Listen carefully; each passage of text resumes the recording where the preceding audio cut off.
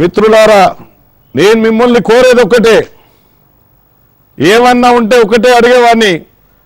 నాతో పోటీ చేసే వాళ్ళని కూడా వేరే వాళ్ళను లై డిటెక్టర్ టెస్ట్ పెట్టి టీవీ స్టూడియోలో కూర్చోబెట్టి ఉంటే ఎవడు ఎంత నిజం చెప్తున్నాడనే విషయాన్ని కూడా బయటకు వచ్చేది.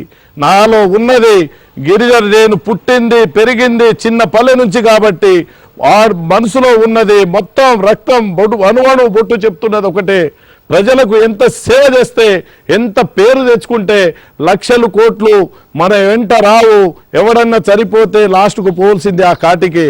ఆ నగ్న సత్యాన్ని నేను తెలుసుకొని నా యొక్క అత్యుత్తమమైన ఉద్యోగాన్ని వదిలి ప్రజాసేవకై ముందుకొచ్చాను. ముందుకొచ్చేసి ఒకటే ఒకటి ఆశయం, నాకు స్వార్థం ఉంది. అది ఏం స్వార్థం అంటే 10 మందిలో పేరు తెచ్చుకోవాలి.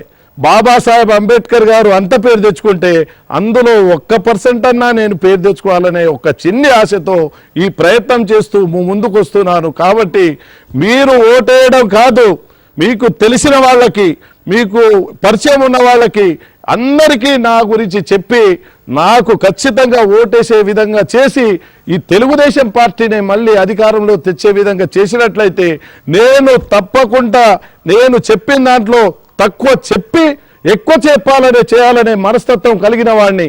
కావాలంటే నా గురించి నేను డిపార్ట్మెంట్లో పనిచేసిన దాంట్లో ఎవరికి పోస్టింగ్ అడగడానికి పోలేదు. కమిషనర్ కానీ గవర్నమెంట్ కానీ నేను చేసిన 23 సంవత్సరాల సర్వీస్లో వాళ్ళే గుర్తించి నా యొక్క పోస్టింగ్లు ఇవ్వడం జరిగింది తప్ప ఎవరి కింద నేను తల వంచి ఎప్పుడూ ఉద్యోగం చేయలేదు. అలాగే ప్రజల ముందు నేను తల వస్తున్నాను, మీకు సేవ చేయడానికి వస్తున్నాను. అసలైన సేవ ఏంటో, ప్రజాస్వామ్యం ఏంటో, ఆ ప్రజాస్వామ్య విలువలేంటో చూపించడానికే మీ ముందుకు నేను వస్తున్నానే విషయాన్ని చెప్పడానికే మీ ముందుకు వచ్చాను.